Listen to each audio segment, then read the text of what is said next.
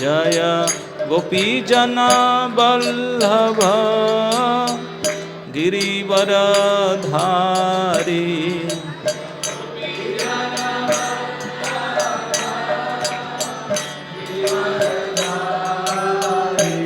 जय गोपीजन वल्लभ गिरिवरधारी।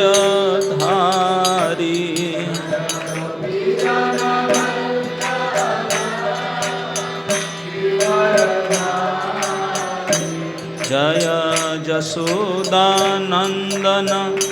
व्रज जनरंजन।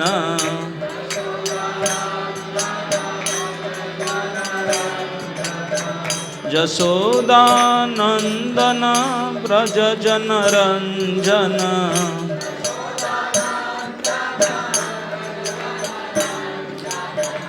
जमुना तीर वनचारी।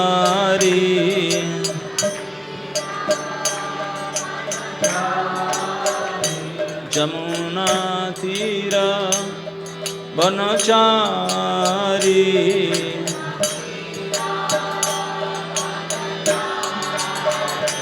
जय राधा माधव कुंज विहारी।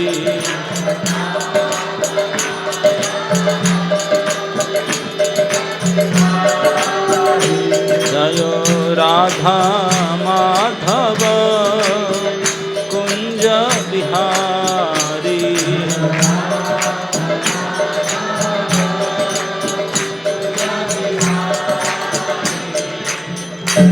जय श्री कृष्ण चैतन्य प्रभु नित्यानंद। श्री अद्वैत गदाधर श्रीवासादि गौर भक्त वृंद।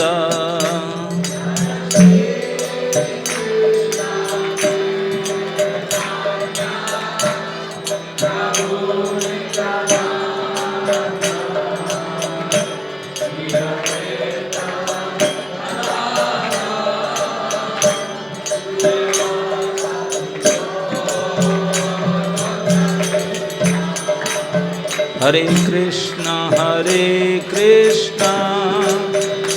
कृष्णा कृष्णा हरे हरे, हरे राम राम राम हरे हरे।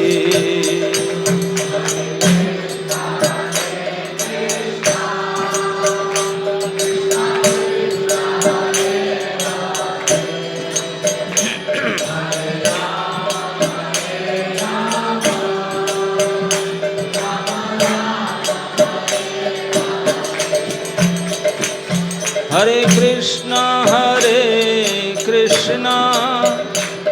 कृष्णा कृष्णा हरे हरे, हरे Ram Ram Ram Hare Hare.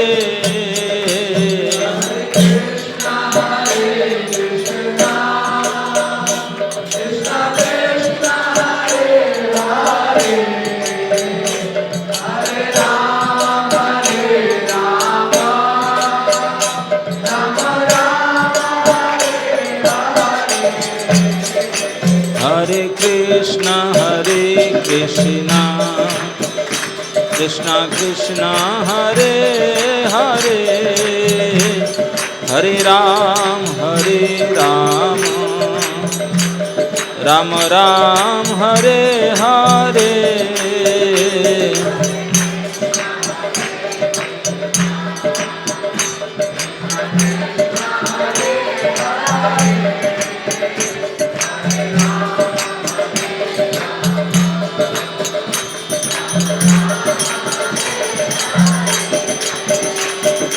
Hare Krishna Krishna Krishna Hare Hare, Hare Ram Ram Ram Hare Hare.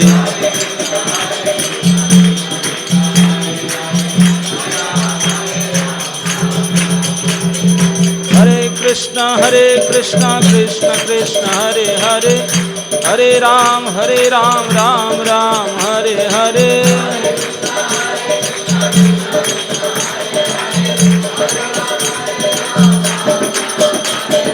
Hare Krishna Krishna Krishna Hare Hare, Hare Ram Ram Ram Hare Hare.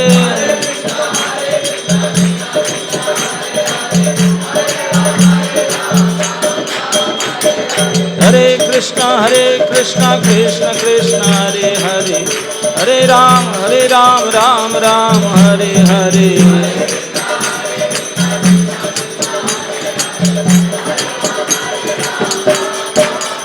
बोलो Hare Krishna Krishna Krishna Hare Hare, Hare Ram Ram Ram Hare Hare.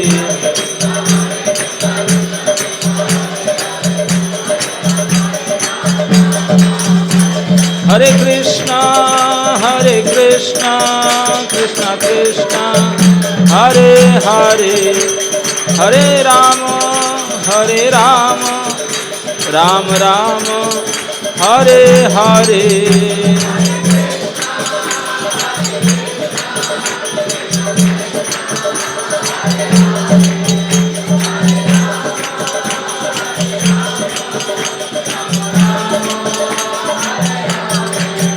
जय जगन्नाथ बलदेव सुभद्रा जय सुदर्शन.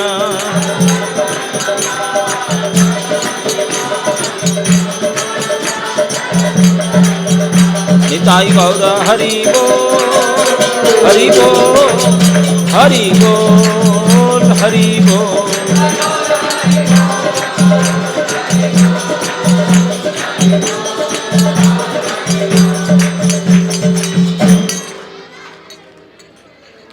हाथ जोड़ के जहाँ बैठे प्रणाम करेंगे. जय ओम विष्णुपाद परमहंस परिव्राजकाचार्य अष्टोत्तर शत श्री श्रीमद् अभय चरणारविंद भक्ति वेदांत स्वामी श्रील प्रभुपाद महाराज की. इस्कन संस्थापक आचार्य भक्ति वेदांत स्वामी श्रील प्रभुपाद महाराज की. नित्य लीला प्रविष्ट जय ओम विष्णुपाद परमहंस परिव्राजकाचार्य अष्टोत्तर शत श्री श्रीमद् भक्ति सिद्धांत सरस्वती गोस्वामी महाराज प्रभुपाद की. अनंत कोटि वैष्णव भक्त वृंद की. नामाचार्य श्री हरिदास ठाकुर की. जय रूप सनातन भट्ट रघुनाथ श्री जीव गोपाल भट्ट दास रघुनाथ षडगोस्वामी प्रभुगण की. प्रेम से कहो श्री कृष्ण चैतन्य प्रभु नित्यानंद श्री अद्वैत गदाधर शिवासादि गौर भक्त वृंद की. श्री श्री श्री राधा कृष्ण गोप गोपीनाथ श्री राधा कुंड श्याम कुंड श्री गिरिराज गोवर्धन जी महाराज की. जय श्री श्री ब्रज वृंदावन धाम की. श्री नवदीप मायापुर धाम की. श्री क्षेत्र श्री पुरुषोत्तम धाम की. श्री जगन्नाथ बलदेव सुभद्रा सुदर्शन की. श्री द्वारिका धाम की. श्री बद्रिका धाम की. श्री अयोध्या धाम की. गंगा देवी जमुना देवी की. वृंदा देवी तुलसी महारानी की. जुग धर्म भुवन मंगल से हरिनाम संकीर्तन की. हरे कृष्ण महामंत्र की. समवेत भक्त वृंद की. समवेत गौर भक्त वृंद की. श्री श्री गुरु गौरांग की. हरे कृष्णा. एक बार सभी से आग्रह करूंगा कि सभी अपने दोनों हाथ ऊपर उठाएं और सबको अगर आवाज आ रही है तो जो है पूर्ण रूप से स्वर में सबको उच्चारण करना है. हरे कृष्णा हरे कृष्णा कृष्णा कृष्णा हरे हरे हरे राम राम राम हरे हरे. तो अभी कुछ भक्त बता रहे थे कि जो है भारत नगरी को जो अन्नपूर्णा नगरी कहा जाता है. तो आज अन्नपूर्णा नगरी में हम सबका जो है माता कृपा से भाग्य उदय हुआ है कि हम समस्त 12वासी जन जो यहाँ पर विराजमान हैं, बैठे हुए हैं, हमें जो है वृंदावन से पधारे परम पूज्य भक्ति आश्रय वैष्णव स्वामी महाराज जी की संगति करने का अवसर प्राप्त हुआ है। तो हम बड़े भाग्यशाली हैं। महाराज जी जो है इस्कॉन संस्था में, आप में तो कितने लोग वृंदावन गए हैं? हाथ खड़ा कीजिए। लगभग सभी गए हैं वृंदावन में। अंग्रेज मंदिर सब गए होंगे, इस्कॉन मंदिर, हरे कृष्ण मंदिर।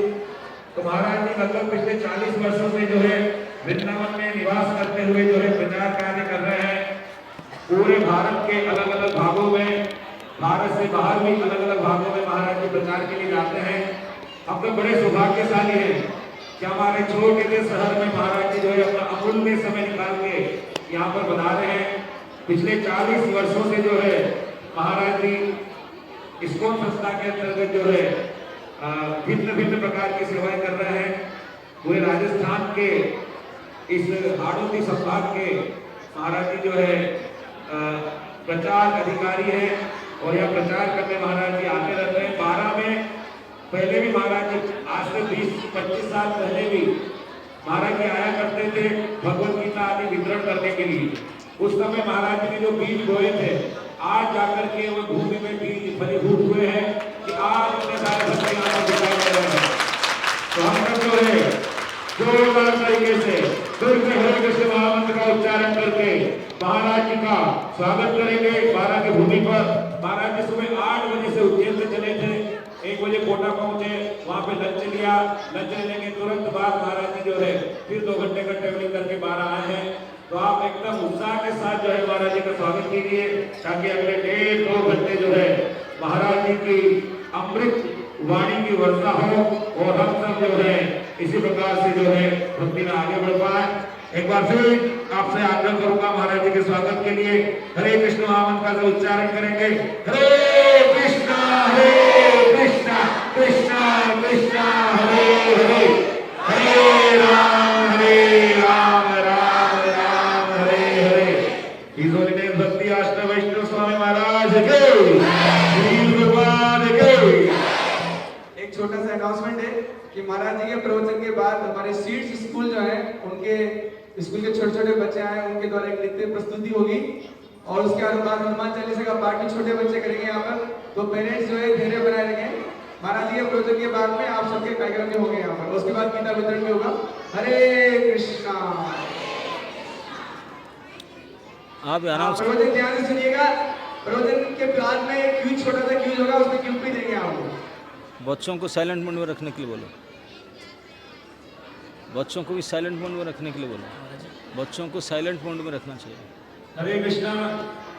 एक तो अपने अपने मोबाइल भी साइलेंट कर लीजिएगा और जिनके चलते फिरते मोबाइल है ये बच्चे, इन बच्चों को भी साइलेंट रखिएगा। या बाहर खेलने के लिए तो भेज सकते हैं, बच्चों को बोल दीजिए बाहर खेल सकते हैं, बड़ा लंबा चौड़ा बाहर जो है प्रांगण है। अदरवाइज उनको बोलिएगा सब जो है चुप बैठ करके रहें, अदरवाइज जो कथा का आनंद आप लोग नहीं ले पाएंगे। जितने भी बच्चे हैं सब बाहर चलिए और किसी कोई एक वक्त बच्चों को बाहर खिलाने की सेवा कर सकते हैं, कोई एक वक्त को सेवा दे दीजिए, बाहर बच्चों को जो है एंगेज करें, या माता पिता अपने बच्चों को जो साइलेंट रखें। हरे कृष्ण।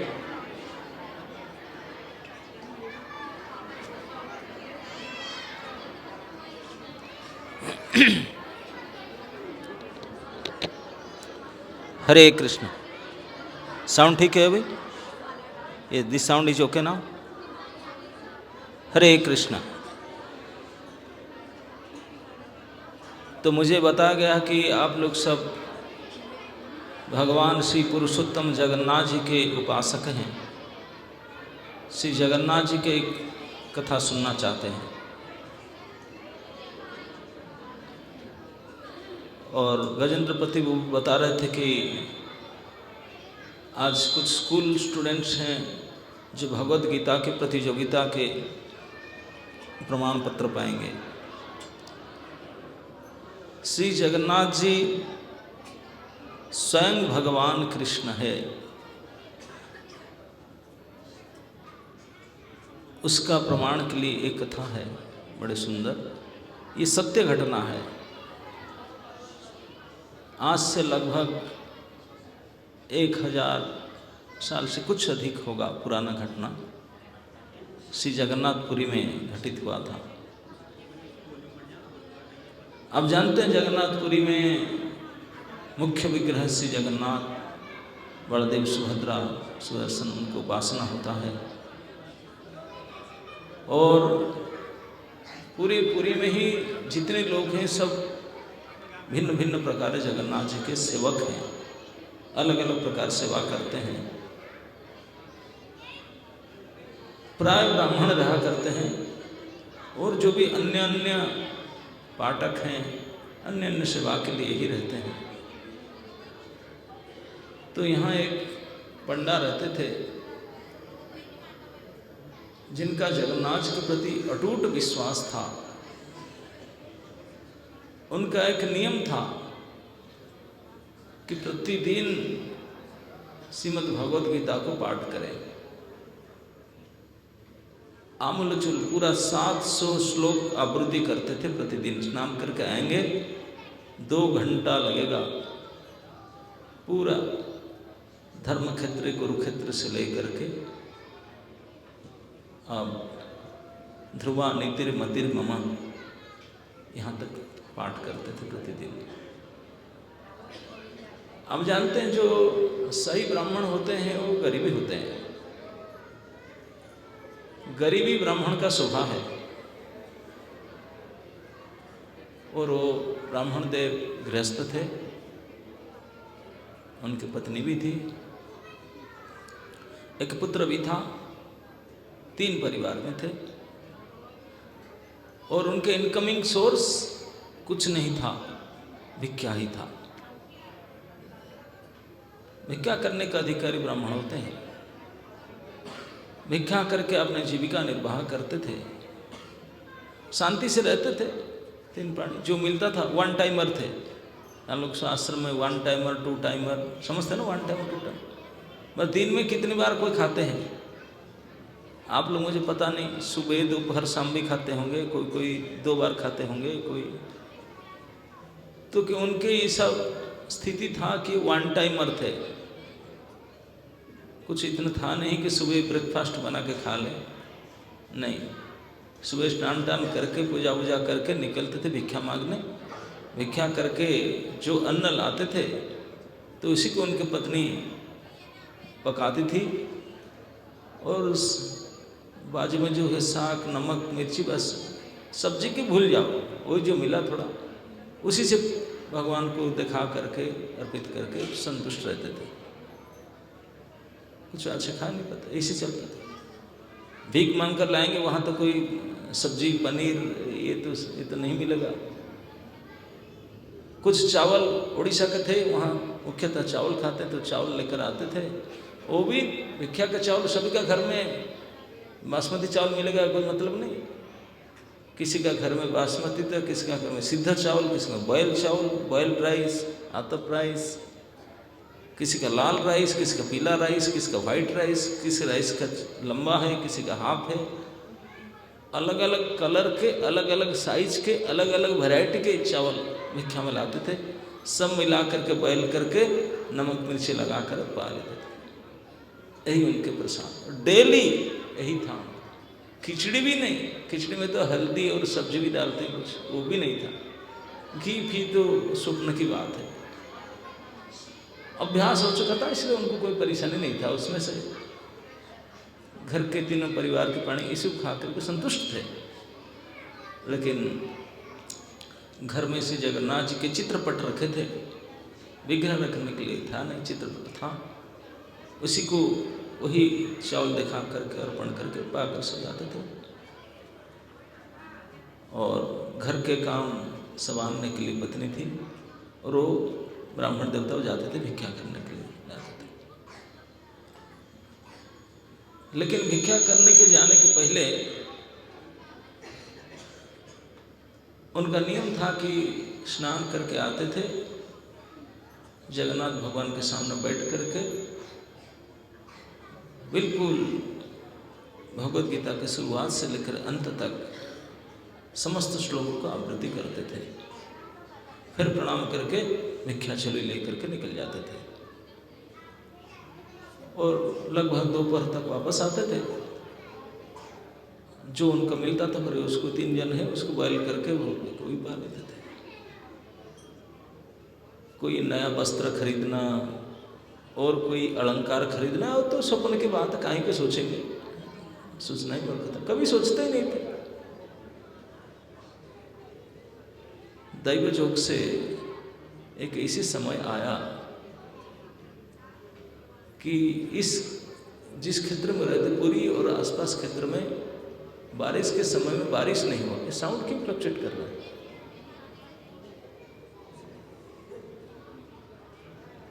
सब कुछ ऊपर नीचे करते रहते हैं।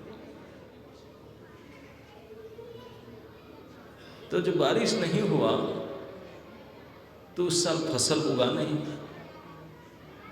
फसल नहीं हुआ, अन्न का आमदनी नहीं हुआ।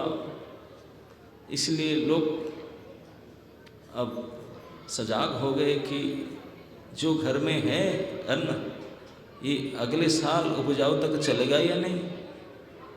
इस बार तो अन्न उगा ही नहीं जमीन में, तो लोग इस क्षेत्र को भिक्षा देना बंद कर दिए। मतलब भिक्षा देंगे, हमको खुद को नहीं मिलेगा दूसरों को क्या देंगे। जो भी भिखारी जाते किसी को भिक्षा नहीं दी, बोले हाथ जोड़ देते थे, बोले नहीं। अब ये अनावृष्टि है, दुर्भिक्ष है, इसलिए हम नहीं दे सकते। तो ब्राह्मण देवता गए, वापस आए, कुछ मिला ही नहीं। पत्नी बोला क्या कुछ नहीं है? ना कुछ मिला नहीं, कोई एक दे दो। क्या करे, भूखे पानी पी करके भगवान को प्रणाम करके सो गए, और क्या कर सकते। दूसरे दिन भी गए, वही हुआ। घूम घाम करके 2-3 बजे तक वापस आए, कुछ नहीं। तो उनकी पत्नी ने बोली ऐसे चलेगा तो हम तो मर जाएंगे, पता नहीं हम कब तक चलेंगे। नहीं कि हमारा बालक है वो रो रहा है, वो तो इतने क्षुधा संभाल नहीं सकता, कुछ तो करना चाहिए। तो मैं क्या करूं, मैं तो जा रहा हूं, 2, 4, 5, 10 गांव में घूम रहा हूं, कोई भीख नहीं दे रहा है। तो उनकी पत्नी बोली वो तो देंगे ही नहीं, क्योंकि इस बार दुर्भिक्ष पड़ा है, बारिश हुआ नहीं, तो वो तो देंगे ही नहीं। ना फिर ना जिस एरिया में बारिश हुआ है वहाँ से थोड़ा दूर जाना होगा, वो लोग दे सकते हैं। जहाँ पे बारिश नहीं हो तो देंगे नहीं। आपको थोड़ा दूर गांव में जाना होगा, जहाँ पर उपजाऊ हुआ है वहाँ जाना होगा। वहाँ जाने के लिए आपको 3-4 घंटा एक्स्ट्रा टाइम लेकर जाना पड़ेगा। आप सुबह उठकर निकल जाइए, शाम तक है थोड़ा कुछ मिलेगा तो हम जी पाएंगे, खाएंगे ना। बात तो आप सही कह रहे हो, लेकिन मेरे पास टाइम क्या है। मैं तो सुबह ये करना है, फिर ये पाठ पूजा करके निकलता हूँ 10 बजे तक। ना नहीं, पूजा पाठ से कुछ पेट नहीं भरता। आपको सुबह उठकर निकल जाओ, स्नान करके बड़ी भोर से निकल जाओ। यहाँ तो कुछ मिलेगा ही नहीं, दूर गांव जाकर वहाँ मांगो, कुछ मिलेगा। फिर शाम तक वापस भी आएंगे इतने दूर से, तो हम कुछ खा पाएंगे। ब्राह्मण देवता बोले आप सही तो बोल रही हो, लेकिन इतने समय तो मेरे पास नहीं, मुझे तो नित्य पाठ तो मुझे करना ही है। तो उनको रिक्वेस्ट की उनकी पत्नी ने कि आपको सुबह निकल जाना चाहिए। तीसरा दिन भी ब्राह्मण देवता वो अपने पाठ नहीं छोड़ सके, स्नान करके आकर फिर गीता पाठ करने बैठ गए।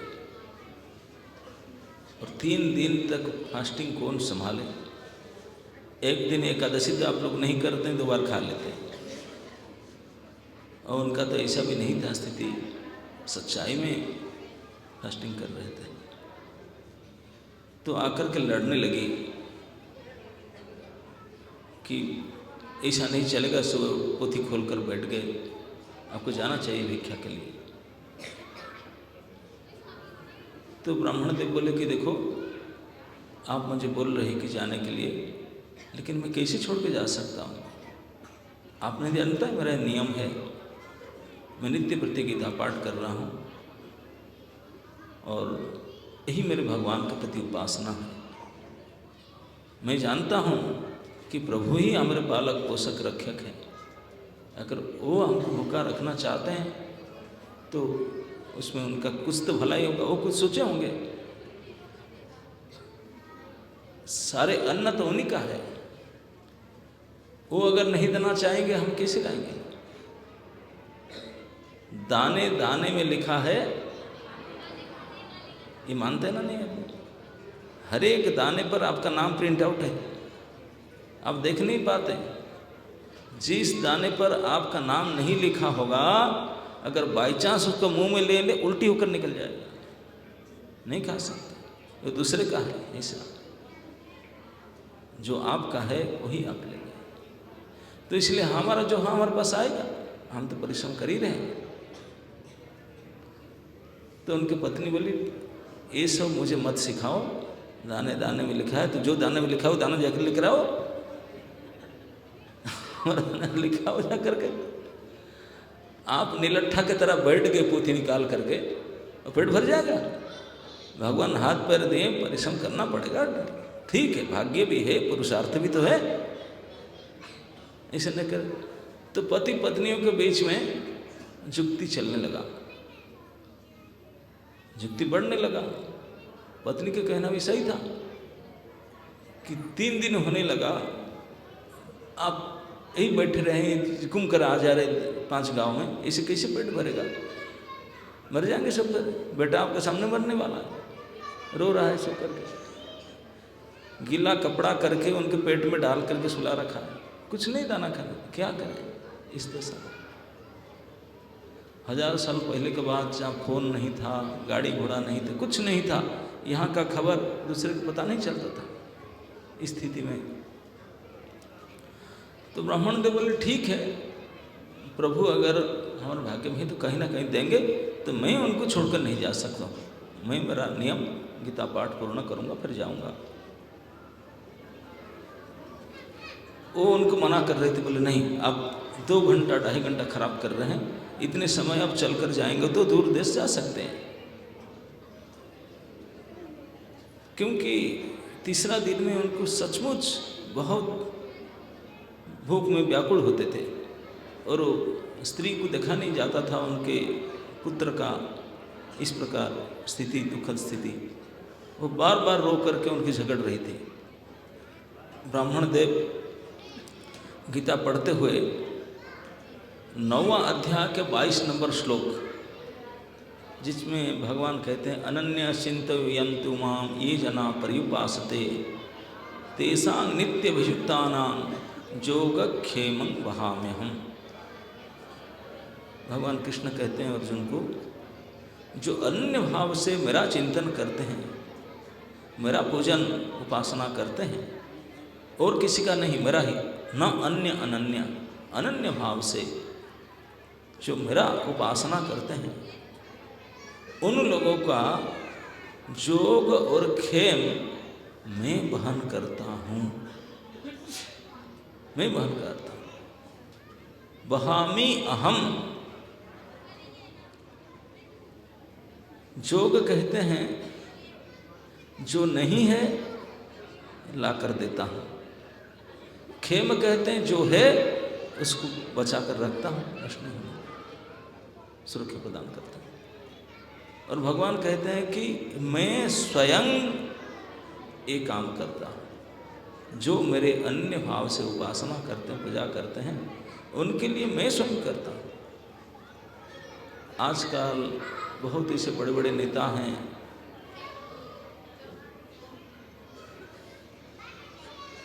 अगर आप उनके कॉन्टैक्ट नंबर मिल जाता है आपको, आश्वस्त हो जाते हैं। उन्होंने मुझे अपना फ़ोन नंबर दिए हैं, पर्सनल नंबर, कुछ परेशान होने से मैं उनको पूछ सकता हूँ, आश्वस्त हो जाते हैं अपने। अगर किसी समय आपको आवश्यकता पर फ़ोन करेंगे, एक तो फ़ोन लगेगा ही नहीं, अगर कभी लग भी गया बोलेंगे ठीक है मैं फ़ोन कर देता हूँ, वो हो जाएगा काम। लेकिन भगवान ऐसा नहीं कहते हैं। भगवान ये नहीं कहते हैं कि मुझे अब फ़ोन करना पड़ेगा। भगवान बोलते हैं केवल आप अपना काम करो, नित्य उपासना करो, मैं स्वयं आकर के आपकी देखभाल करूँगा। तेषाम अहम समुद्धर्ता मृत्यु संसार सागरात, बोले मृत्यु रूपी संसार से सम्यक रूपण उद्धार करने के लिए मैं स्वयं आता।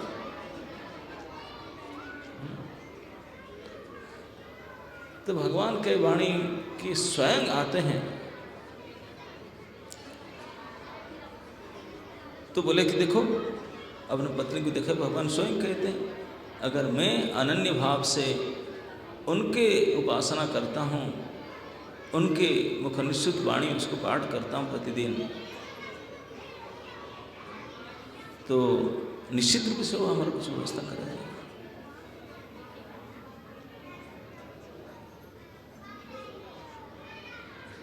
प्लेग्राउंड नहीं बना रखा है आपने।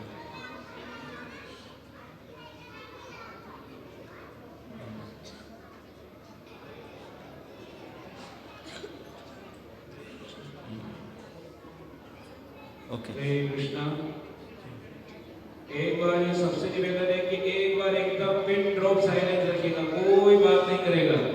सबसे निवेदन है, माताएं भी बात कर रही हैं आपस में थोड़ी थोड़ी, माताएं भी कृपा करके बात मत कीजिए। और जिनके जो बड़े बच्चे हैं, सब बड़े बच्चे बाहर चल जाइए। आपने बहुत सुंदर गेम बार खिलाया जा रहा है और सब बच्चों को जो इस बार आइसक्रीम टॉफी सब कुछ मिलने वाला है। जिनको खाना है बाहर जाइए, यहाँ कुछ नहीं मिलेगा बच्चों को बाहर मिलेगा। जल्दी जल्दी इसको आइसक्रीम टॉफी खाना है, जल्दी जल्दी बाहर जाइए, आपके लिए व्यवस्था की गई है।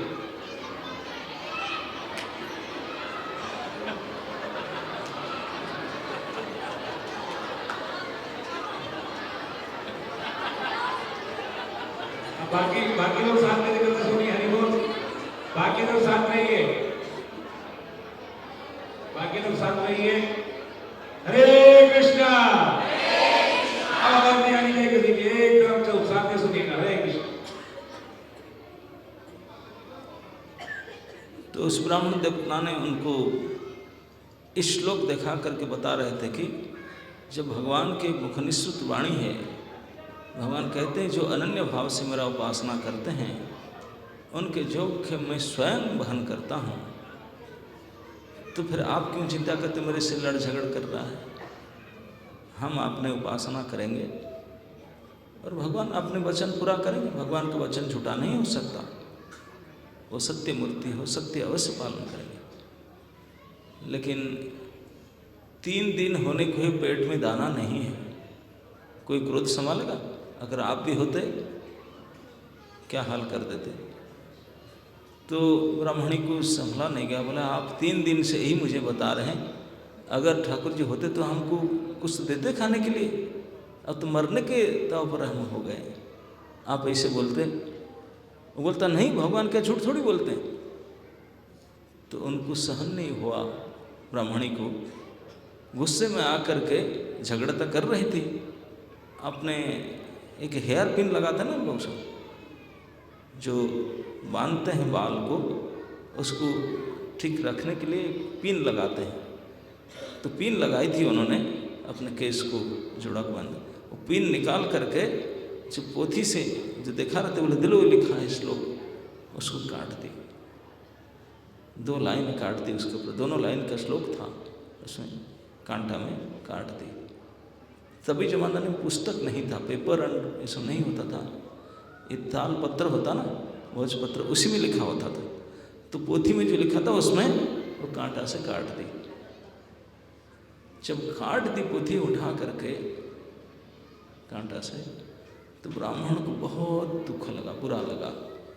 बोला क्या? उन्होंने बोली ये सब झूठ है, अगर ठाकुर जी करते हैं तो 3 दिन से हमको देते क्यों नहीं? ऐसे कहकर काट दी।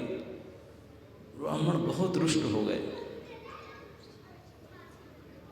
पोथी की छोड़ करके वो बोले आज से मैं कभी नहीं जाऊंगा, मर जाने दो साहब।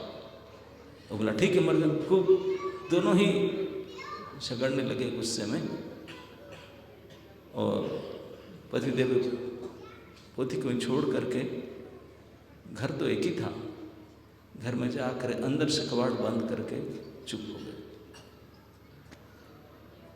पति पत्नी में बात बंद हो गया, खूब झगड़ा हो गया था। पत्नी ने भी देखा वो क्या करूं, वो मानते नहीं, वो तो मरना ही है। रो रो करके जा करके बच्चे के पास बैठा था, वो भी तो लगभग सेंस नहीं, रोने के लिए भी ताकत नहीं उनके पास। उनके पास बैठ करके सोच रही है, पता नहीं मैं कितने दुर्भाग्यनी हूँ, जब से जिस दिन से उनका हाथ पकड़ी हूँ आई हूँ घर में, तब जो साड़ी पहन करके शादी में आई थी वही साड़ी ही पहनती हूँ, और कुछ दूसरा तो है ही नहीं, उसकी कोई दूसरा भी नहीं आ रहा। एक ही आइटम खाते हैं दिन में एक बार, वो भी अभी 2 दिन से 3 दिन से नहीं मिल रहा है, और मेरे से झगड़ करके लड़ करके इसे उठ कर बैठ गए। क्या ठाकुर जी वह बोले हैं, बोले तो क्या, रो रही थी इसे सोच कर। अब जब इतने दुख पश्चाताप में भूख का जो ताप था उससे ये मनस्ताप और बढ़ गया ज़्यादा, भूख नहीं लग रहा था, रो रही थी बड़ी संताप से। वहाँ घर के अंदर ब्राह्मण को भी नींद नहीं हो रहा, वो गंभीर चिंता में पड़ा, क्या प्रभु, क्या सच में आप मुझे धोखा दे रहे हैं? आप जो गीता में बात लिखें क्या झूठ है? आप तो कहें कि आपकी श्रीमुख निश्रुत वाणी है, क्या सच में नहीं है ये? मैं तो देख रहा हूँ आज 3रा दिन हो गया, हमको दाना भी नहीं मिल रहा है, मैं तो अनन्य भाव से आपका उपासना कर ही रहा हूँ, तो क्या सच में झूठ है? मेरी पत्नी उसको काट दी, अगर ये झूठ है तो मैं जीवित रहना नहीं चाहता हूँ। आप मेरे प्राणनाथ, आप मेरे ईश्वर है, अगर आपके वाणी के ऊपर विश्वास है, काम नहीं बना तब मैं जीवित रहने का मतलब नहीं। आज से मैं क्या भी करने नहीं जाऊंगा, बस आप अगर नहीं देते हैं तो मैं ही मरूंगा। ये अंदर से प्रतिज्ञा लेकर के वो भी रोता है, अंदर घर के अंदर, बाहर में पत्नी रो रही है, अंदर में प्रभु जी रो रहे हैं। बच्चा को तो रोने का शक्ति ही खत्म हो चुका है, और तो मूर्छित अवस्था तक पड़ी हुई है। दोपहर हो गया, सुनसान सब रो रहे हैं इसी अवस्था में। हठात दोपहर के बाद में दरवाज़ा खटखटाने लगा किसी ने बाहर से। वो तो घर के अंदर ही थे, बाहर से पत्नी बैठी हुई थी। वो सोचा कि हमारे घर में कौन आने वाले, इतने साल हो गया कि अतिथि तो आते ही नहीं, क्यों जानते अतिथि आएंगे किसी को मिलेगा ही नहीं इसलिए हमारे घर में कोई बंधु बांधव अतिथि कभी आते ही नहीं। चोर भी नहीं आएगा, चोर को अगर कोई पैसा देकर भेजे जाओ ना घर, वो भी नहीं जाएगा, बोला सो जाएगा, ना जाएगा कि कुछ नहीं मिलेगा कोई नहीं आता हमारे घर में, तो कौन आ करके दरवाजा नॉक कर रहा है? आश्चर्य हो क्या, गलती से हवा नहीं चलता, इसे साउंड कहाँ से आ रहा? दोबारा नॉक हुआ, आश्चर्य होला, आश्चर्य हो उठ के सोचने लगी, हो ना हो पड़ोसी जो पास में है गांव में, वो लोग तो जानते हैं हमारा स्थिति क्या है, लेकिन मंगे ब्राह्मण है हमने, और 2-3 दिन से यहाँ दुर्भिक्ष चल रहा है, कुछ मिल नहीं रहा है दाना। वो लोग सोचते होंगे हाय हाय मर गए होंगे शायद चुपचाप कैसे हैं, शायद इसीलिए कोई हम मर गए होंगे, वो देखने के लिए शायद कोई आए होंगे, नहीं तो कौन आ रहा है? तीसरी बार नॉक हुआ, और इस बार नॉक केवल नहीं हुआ, इस बार वो ब्राह्मण के नाम लेकर के बुलाया गया। उनके नाम लेकर, घर में है क्या? तो पत्नी बोला कि तो कोई व्यक्ति है, बुला रहे हो, उनको जानते हैं, उनको जानने वाले कोई आए हैं। जा करके धीरे से दरवाज़ा खोलकर देखना चाहती थी कि कौन है।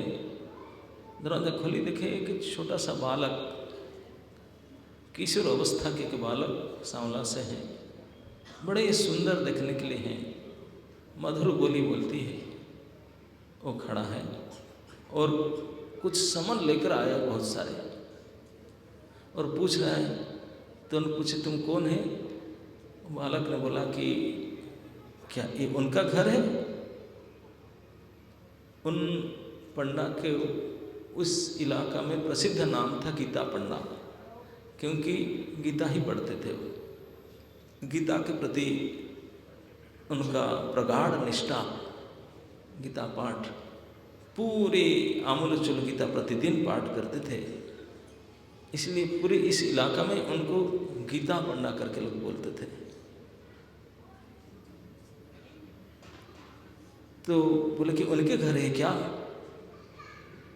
बोले हाँ।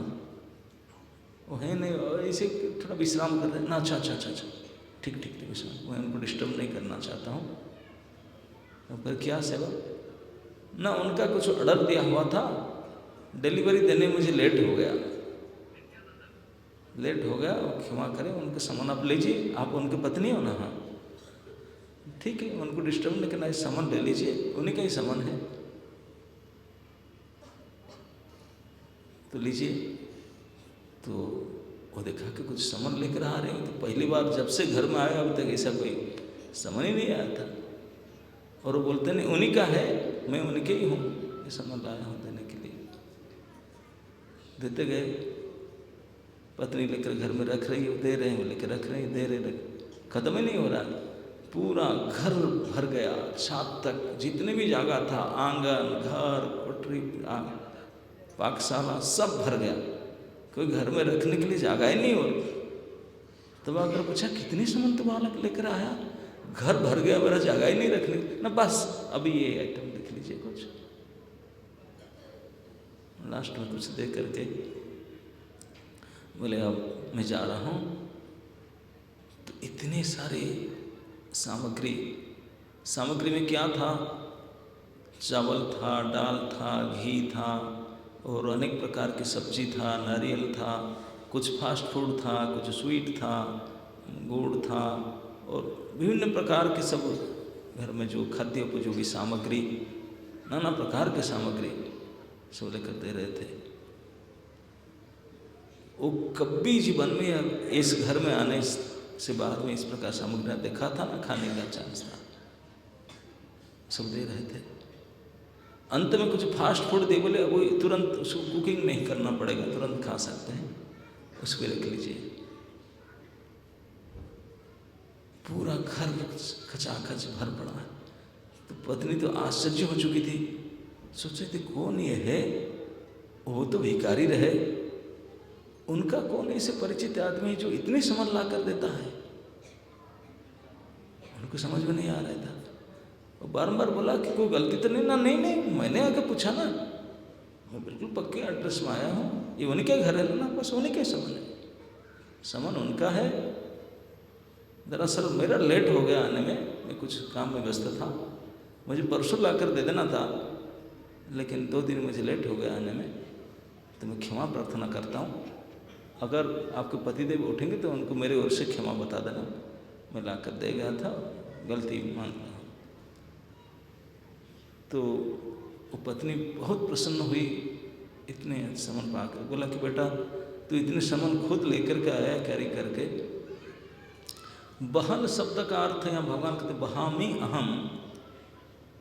आप लोग क्षेत्र में जानते कि नहीं, पहले ज़माने में ये रिक्शा, टांगा, ट्रक, ट्रैक्टर ऐसा होता नहीं था। कुछ सामान कैरी करने के लिए एक आदमी होते हैं, उनको क्या बोलते हैं, जो कंधे में लेकर जाते हैं, कबाड़ होता है ना, एक कबाड़ कंधे में लेते हैं ना, कबाड़ा ना, क्या बोलते हैं, कबाड़ ना कबाड़ी। तो वो तो 100 ग्राम का पानी लेकर के ड्रेसिंग करके लेते दिखावटी, लेकिन जो भी आदमी लेते थे एक बड़े बांस में दोनों तरफ से कई टोकरी भर के उठा कर लेकर जाते हैं, उनको बहन कहा जाता है, बोझा बहन करके ले जाते हैं। तो बालक ने इसको बहन करके लेकर आया था, कई टोकरी देता गया, पूरा घर भर चुका था। तो इसलिए वो ब्राह्मणी ने बोली कि बेटा तू इतने सामान लेकर के आया, थक तो गया होगा, कुछ खा कर जाना, मैं अभी बना देती हूँ, कुछ पा करके जाना। कैसे तू जाएगा ऐसा? पहले तो पूछा कि खाने से पहले कि तुम्हें लेकर आया, तुम्हारा पारिश्रमिक समझते ना, आजकल कोई रिक्शा भी सामान लेकर आता है तो पेमेंट तो देना पड़ता है ना, जो लेबर लेकर आता है उसको फेयर भाड़ा देना पड़ेगा। मेरे तो इतने सामान लेकर आया अकेला, कितने चार्जेस है आपको भाड़ा का? तो बालक ने बोला नहीं प्रीपेड है।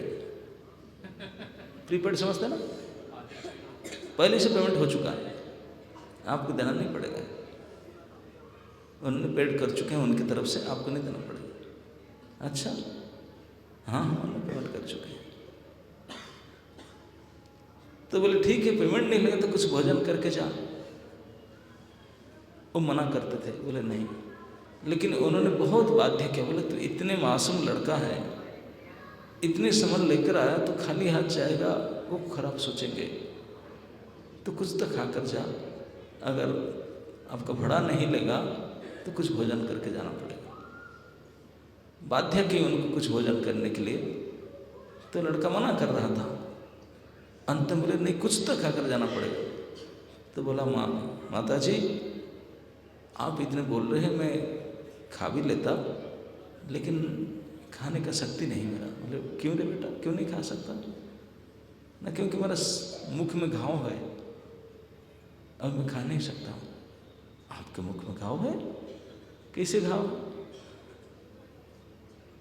तो उन्होंने मुंह खोल करके दिखा दी। लड़का ने जब मुंह खोला तो जिह्वा उनका कटा हुआ था, खून निकल रहा था। उसको देख करके वो ब्राह्मणी को बहुत दुख लगा, इतने दुखी हो गई।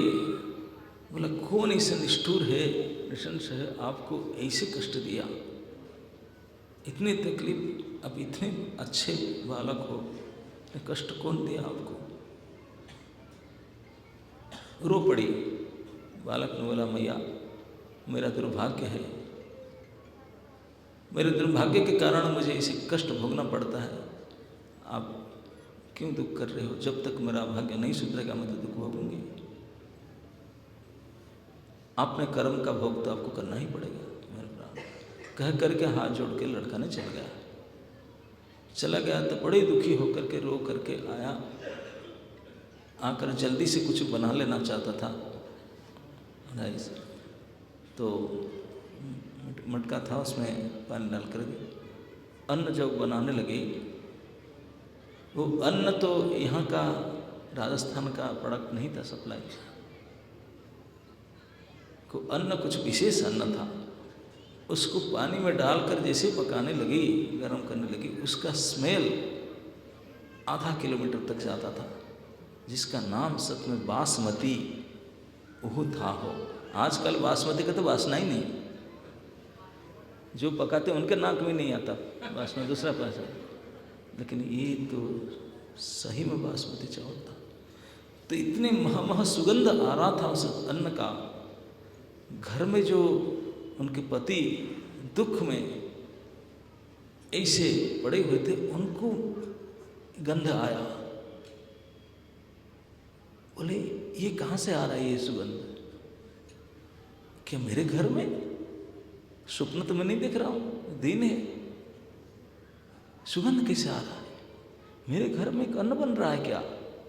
ये तो अति उच्च कोटि के अन्न के बनना है, सुगंध आ रहा है।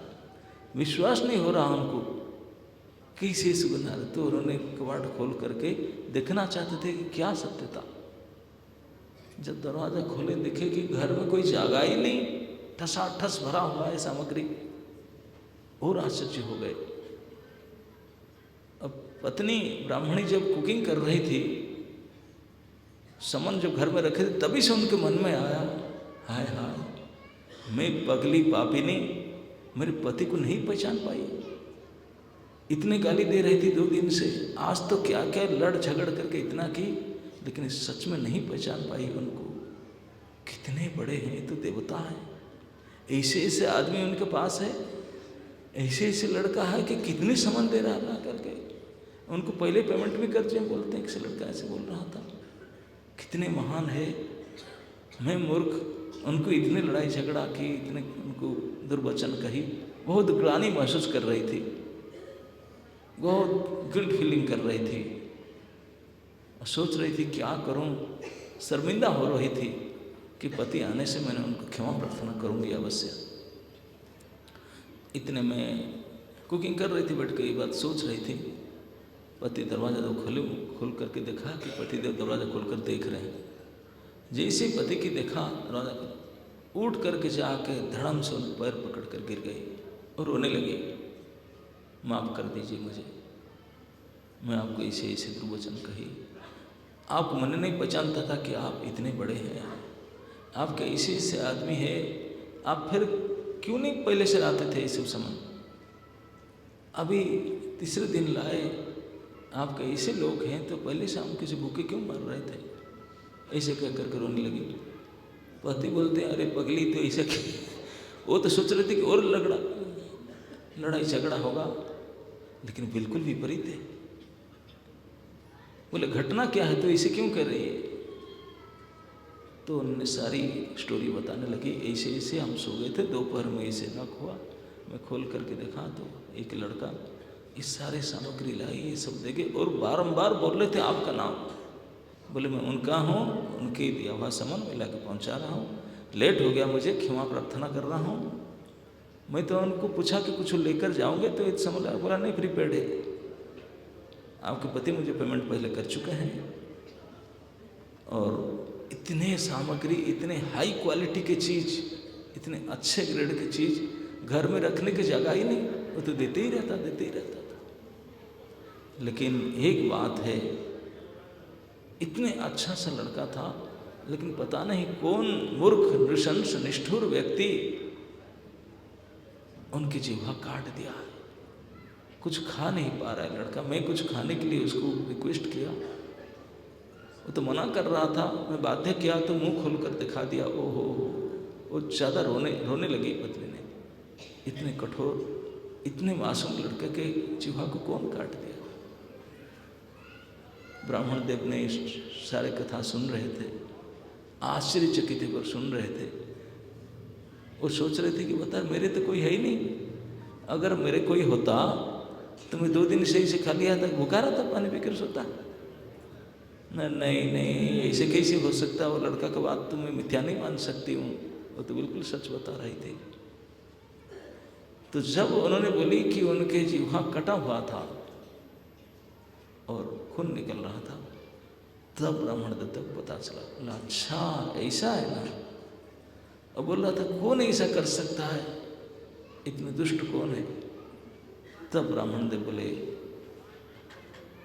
और कोई नहीं है, ये दुष्ट तो स्वयं आप ही हो, आप ही ने ऐसा किया है। न क्या बात कर रहे हैं, मैंने किया ना, आपने किया। तो कैसे आप कह सकते हैं, मैं उनको जानता भी नहीं, पहचानता भी नहीं, पहली बार मैंने देखा, वो आया कैसे। तुम नहीं जानता, जानने के लिए प्रयास भी नहीं किया था, लेकिन जाने अनजाने में तुम ही ऐसा किया, कैसे आप कह सकते हैं। बोले मेरा तो इस दुनिया में कोई नहीं है, मेरा तो एकमात्र श्री जगन्नाथ है, वही मेरे हैं प्रभु, मैं उनका ही हूँ। और उन्हीं की ये वाणी है भगवद गीता, उन्होंने अपने मुख से बोले हैं। और आप आज झगड़ा करके, उनको विश्वास ना करके, कांटा निकाल करके अपने सर से उसको काट दिया। बोला तो ये उसको जो काट दिया, ये जो शब्द था, ये कोई साधारण शब्द नहीं था। भगवद गीता साक्षात भगवान के मुख निःसृत वाणी है, उनके जिह्वा से निकली हुई वाणी परम ब्रह्म, इसलिए उनके कोई भिन्न नहीं है। भगवद गीता के श्लोक भगवान ही है, उनके जिह्वा से निकली हुई वाणी। आप उसको विश्वास न करके उसके ऊपर कांटा चला दिया, कट गया था। तो ये गीता के श्लोक नहीं कटा, भगवान की जिह्वा कट गया, उनकी जिह्वा के ऊपर तो कांटा चला। इस वजह से वो दिखा दिए कि मेरा मुंह कटा हुआ है, मैं नहीं खा सकता। तो ब्राह्मण ने बोला आप ऐसे बोलते, झूठ बोलते, ऐसे कैसे हो सकता, मैं तो मंदिर गई नहीं कब से, और वो भी नहीं आए एक बार। तो बोले नहीं आप नहीं मानते हो, निश्चित रूप से हुई है। तो आपस में युक्ति होने लगा। अन्न बना चुके थे, भोजन करने वाले थे, तो ब्राह्मणी बोला हम खाएंगे बाद में, आप अगर ऐसी बात कह रहे हैं तो मुझे सच में सच्चाई को देखना होगा। सच में क्या मैं इसे किया हूँ, आप जो बोलते हैं कि सही है, बोला बिल्कुल सत्य है न, बाद में खाएंगे। बच्चे को थोड़ा दाना खिला करके बोले चलो फिर देखते हैं कि अगर सचमुच श्री जगन्नाथ भगवान का ही मुख निश्चित वाणी गीता है, अगर सच में मैं उनके मुख में कांटा चलाया हूँ तो मैं देखना चाहता हूँ सच्चाई के। फिर चलो, दोनों पति पत्नी घर बंद करके चल पड़े। और संध्या आरती होने से पहले, संध्या तक तो थे, सहान मेला होता है, धूप लगने के बाद में भगवान के भंड धूप लगता है। उसके बाद में कुछ समय 3-4 बार मंदिर में होता है। सभी लोग को आगे अरगड़ी तक, गर्भगृह तक जाने के लिए छोड़ते हैं, वहाँ जा सकते हैं। बाकी सब तो पीछे दर्शन करेंगे करुणाश्रम के पास। दिन में 3 बार या 4 बार भंड धूप के बाद में वो अलाउ करते हैं, उसको साहन मेला बोलते हैं, वहाँ तक जा सकते। उसी समय तक जगह पहुँचे थे। तो यहाँ तक जो फ्रंट वाला लकड़ी है वहाँ तक, गर्भगृह के पहले तक वहाँ तक गए। उनको तो पड़ी है कि वो तो लोकाल है, कई बार गए भी हैं। वो देखना चाहते हैं जगन्नाथ जी को। वो जानते हैं जगन्नाथ जी की तो जीवा तो है ही नहीं, केवल रंग अधर है। जगन्नाथ जी के शरीर में है क्या? 2 बड़े बड़े आँख और एक लाल अधर, यही तो है पूरा शरीर, मूर्ति कुछ है नहीं। बोले जिह्वा आया कैसे, हमें कैसे काटा, कैसे आप बात कर रहे हैं? पत्नी विश्वास नहीं कर रहे थे। तो इसी के लिए चैलेंज करके गए थे दोनों। तो दोनों जा कर के जब थोड़ा यहाँ तक गर्भगृह का जहाँ तक जा सकते हैं, जा कर के जो बिल्कुल अत्यंत उत्कंठा उत्साह के साथ भगवान जगन्नाथ जी की ओर देखने लगे, आँख लगा करके, लगा कि उनके अधर से टपक रहा है, खून टपक रहा है। बोले क्या सही में खून टपक रहा है? वहाँ के लोकल ब्राह्मण थे, यहाँ के सभी लोग जानते हैं गीता पंडा करके। तो ब्राह्मण बोले क्या आप इसे करके देख रहे? न गोसाई, 1-2 कदम और आगे जाने दो, हमको कुछ बहुत देखना है ठाकुर जी को। आप तो जानते मुझे। तो ना आपको कौन नहीं जानते, प्रसिद्ध है गीता पाठ करने वाले पंडा ब्राह्मण। ठीक है, यहाँ आ जाए, चल गए। तो पत्नी को ले करके 4 कदम आगे चले गए गर्भगृह के पास। जैसे चले गए पास में, तो उनका आते ही ठाकुर जी ने स्वयं जगन्नाथ जी ने अपना मुंह खोल दिया। हाँ, ऐसे कर दिया। जगन्नाथ जी जो आप देखे नहीं, उन्होंने स्वयं, आप तो बोलते हैं कि उनका रंग अधर है, तो अधर उन्होंने खोल दी, मुंह खोल दी और जिह्वा दिखा दी। बिल्कुल 2 काटा हुआ था उसमें 2 लाइन, और उसमें ताज़ा रक्त टपक रहा था। बस, और तो कुछ बोलना, झगड़ा करना, चुगती करने का बात ही नहीं था। अब तो प्रमाणित हो चुका था। उसको देख करके धड़ाम करके मूर्छित होकर गिर पड़ी हो। उनको उठा कर ले बोले अभी तो विश्वास हुआ कि नहीं? मैं नहीं मान रही थी, ये भगवत गीता साक्षात श्री जगन्नाथ जी के मुख निश्चित वाणी उनके जिह्वा से निकली।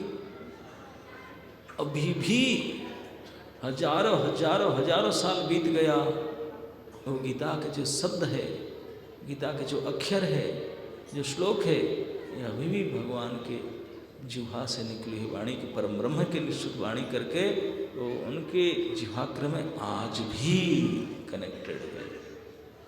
उसको अमान्य करना मतलब उनके मुख के वाणी को अमान्य करना। उसके ऊपर कांटा चला मतलब उनके जीभ के ऊपर कांटा चलाना।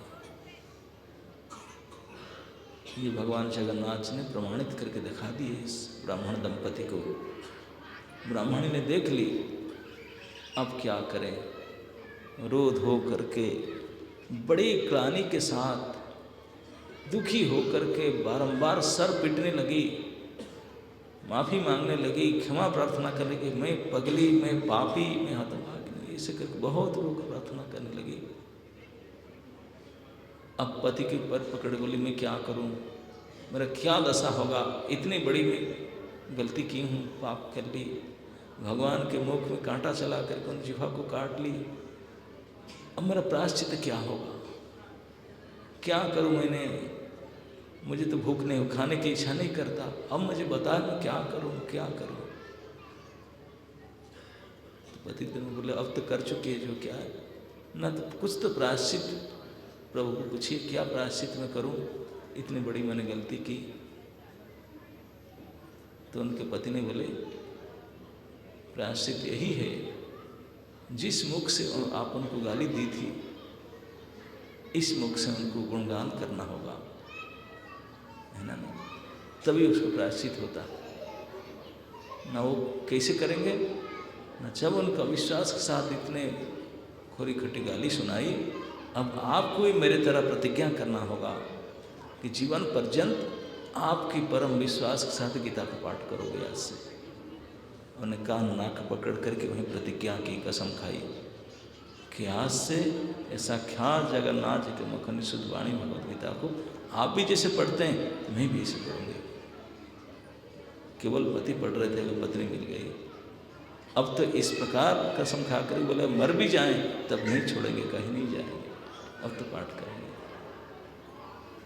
तो श्री जगन्नाथ भगवान ने स्वयं ये प्रमाणित करके दिखा दिए कि ये जो भगवद गीता है ये और कुछ नहीं है, सीधा सीधा मेरे जिह्वा से उच्चारित वाणी है, ऐसा समझ करके मानना चाहिए। श्री जगन्नाथ जी स्वयं पार्थ सारथी हैं। उन्होंने ही पार्थ को महाभारत युद्ध में उनके गाड़ी के ऊपर स्टीयरिंग पकड़े हुए उनको ही बताए थे, गाड़ी चलाते हुए उनके उपदेश दिए थे। और साक्षात वही है, पार्थ सारथी हैं, वही भगवान जगन्नाथ जी। और उनके प्रति इस प्रकार श्रद्धा विश्वास के प्रायश्चित है इसी मुख से उसी को पूरी सम्मान के साथ जीवन पर्यंत पाठ करना। और उन्होंने प्रतिज्ञा के साथ ब्राह्मणी ने ऐसा की, इस प्रकार की उन्होंने। तो इस प्रकार पूरी इस जगन्नाथपुरी में एक कथा प्रसिद्ध है कि भगवान जगन्नाथ ने अपने कही हुई वचन को पूरा करके दिखाते हैं। जो बोले थे उन्होंने, अनन्य चिंतयन्तो माम ये जना परिपासते तेषामहं नित्ययुक्तां योगक्षेमं वहाम्यहम्। मैं योग को क्षेम को वहन करता हूँ, मैं केवल कहता नहीं करता भी हूँ। और जो विश्वास नहीं करते हैं उनको विश्वास भी दिला देता हूँ। तो गीता प्रीचिंग केवल हम लोग नहीं करते, ठाकुर जी करते हैं, हम लोग कराते हैं हमारे ओर से। जो आप लोग ने गीता प्रचार किए हैं, हर साल करते हैं, कराने का प्रयास करते हैं, तो कितने भगवान की कृपा के पात्र आप लोग बनोगे। ठाकुर जी बड़े बड़े आँख करके देखते हैं, आपने रत्न सिंहासन पर बैठ करके मेरे इस वाणी को, मेरे प्रिय वचन को जिन्होंने स्वयं आदर करते हैं और दूसरे के पास ले ले करके उनको भी प्रयास करते हैं, तो बहुत प्रसन्न होते हैं भगवान। और भगवान इस गीता में खुद कहे, यैमं परमं हम मद्भक्ते स्वविधास्यति भक्तिमयी पराकृता। जो इसमें भगवत वाणी गीता को जो मैं बोला हूँ ये मेरी परावाणी है, परावचन है। इसको जो इस प्रकार श्रद्धा से मान करके स्वयं उसको पढ़ते हैं, वो दूसरे को बताते हैं, प्रचार करते हैं, वो मेरे पराभक्ति को प्राप्त करेंगे और मेरा पास आएंगे। ये भगवान के वचन है। तो इसलिए आप सभी इस प्रकार विश्वास के साथ भगवान श्री जगन्नाथ जी की ये परावाणी भगवद गीता, भगवतः गीता, उनके द्वारा गाया हुआ गीत, उनके मुख निःसृत वाणी, गीता सुगीता कर्तव्य किम अन्य शास्त्र विस्तरे, जो स्वयं पद्मनाभस्य मुख पद्म विनिसृतः। साक्षात भगवान पद्मनाभ के मुख कमल से निकला हुआ वाणी भगवद गीता। आज इस आधुनिक जगत में लोगों का इसका ऊपर धीरे धीरे विश्वास चला जाता है, लेकिन फिर भी पूरे विश्व में एक संस्था है जिन्होंने आज भी इस भगवद गीता को प्रचार प्रसार में लगा हुआ है। तो इस सिलसिले पर हमारे संस्था के भक्तगण, विशेषकर गजेंद्रपति एंड हिज टीम, उन्होंने भगवद गीता ला करके यहाँ कई स्कूलों में बच्चों के अंदर पढ़ने के लिए, पढ़ते तो है ही नहीं गीता, तो कुछ एक बहाना बनाए कंपटीशन की, कॉम्पिटिटिव एग्जाम करे तो फिर पढ़ेंगे ऐसे। आंसर लिखने के लिए तो पढ़ना पड़ेगा, क्या टेक्स्ट बुक ना भगवद गीता, उसको लेकर पढ़ेंगे। डायरेक्ट ना हो ना इनडायरेक्टली हो, किसी भी प्रकार से इस भगवद गीता को बच्चों के तक पहुंचा करके और पढ़ने के लिए उनको विवश करके पढ़ा करके इस प्रकार मूड ला कर कराते हैं, वो लोग से धन्यवाद के पात्र हैं। जिन जिन बच्चों ने उनको पढ़े वो भी धन्यवाद के पात्र हैं, समझे नहीं तो अलग बात है, हाथ में लिए पढ़े सही, कुछ लिखे थे सही, याद तो कहे सही। भगवद गीता में बारे में बड़े बड़े आचार्यों का ऐसे कहना है कि गीता एक ऐसी पुस्तक है, इस चीज है, उसको आप हाथ में लो, आप पवित्र हो जाओगे। घर में रखो, घर के माहौल बदल जाएगा, पवित्र हो जाएगा।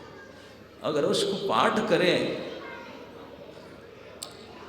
तो फिर कहना ही क्या है ना? नहीं तो ऐसे परावाणी भगवद गीता, उसको अगर समझ नहीं पाते, बोलते जैसे नीम को क्या बोलते, कड़वा चीज खाने से कोई पसंद नहीं करता, अच्छा नहीं लगता जो, लेकिन अच्छा न लगते हुए भी जो कड़वा चीज खाते हैं उनका शरीर ठीक रहता है कि नहीं? ये जानते से माता जी लोग बोलते हैं थोड़ा खा लो, थोड़ा तो खा लो, आपका शरीर ठीक हो जाएगा। जैसे अच्छा नहीं लगने पर भी कड़वा चीज खाने से, नीम करेला खाने से हमारा शरीर ठीक रहता है। तो इस पर भगवद गीता चाहे समझ में आवे ना आवे, संस्कृत बोल पावे ना बोल पावे, प्रयास करे पढ़ने के लिए, तो आपका तन मन वचन सब शुद्ध हो जाएगा, यही हृदय शुद्धि होगा। उसका एक साक्षात प्रमाण है। एक बार भगवान चैतन्य महाप्रभु के समय में एक वृद्ध व्यक्ति था, भगवद गीता पढ़ना नहीं जानता था, लेकिन फिर भी उल्टा सुल्टा पढ़ता था और रोता था। महाप्रभु पूछे क्यों रो रहा है? बोले यहाँ भगवान मेरे प्रभु अपने भक्त का गाड़ी चलाते हैं, ड्राइवर बन गए, इसको देखकर मैं रो रहा हूँ। भगवान बोले आप ही गीता को समझा हुआ है, बाकी जो पढ़ते हो नहीं समझे। तो गीता समझने के लिए कोई बहुत बड़े पांडित्य, संस्कृत के ज्ञान, इतनी बड़ी विद्वता जरूरत नहीं है। विशेष आवश्यकता है भक्ति। भगवान के चरण में भक्ति और विश्वास है, वही गीता समझ पाएगा। तो इस प्रकार से इस भगवत गीता के प्रचार सभी ने करना चाहिए। आप जितने भी यहाँ उपस्थित है, इसको साक्षात भगवान के मुख मान करके उसको घर में रखिए। पढ़ना आवे, समझे ना समझे, उसको कुछ पढ़ने के लिए प्रयास कीजिए, वो आपके परम कल्याण होगा निश्चित रूप से। जय जगन्नाथ।